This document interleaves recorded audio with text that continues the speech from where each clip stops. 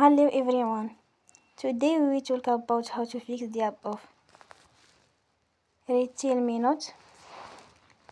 You will go to settings.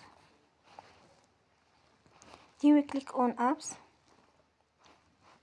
After that you will search the app RetailMeNot and you will click.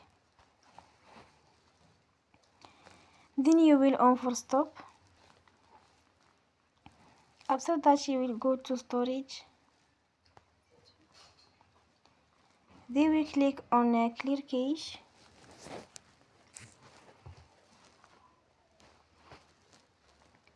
You will go to Play Store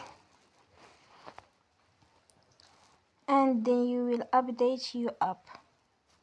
Don't forget to support us by like and subscribe. See you next time and thank you for attention.